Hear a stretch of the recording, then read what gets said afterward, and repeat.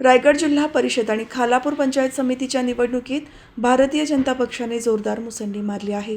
वासंबे जिल्हा परिषद गटातून नेहा भूषण पारंगे, वासंबे गणातून अर्चना भोईर आणि रीस गणातून कृष्णा पारंगे हे भाजपचे उमेदवार मोठ्या मताधिक्याने निवडून आले आहेत.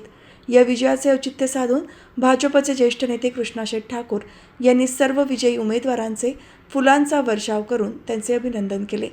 हा सत्कार सोहळा आई टाकादेवी मंदिर परिसरात पार पडला.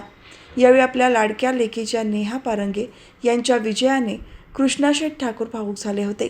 त्यांनी विजयी उमेदवारांवर पुष्पवृष्टी करत त्यांना पुढील वाटचालीत शुभेच्छा दिल्या.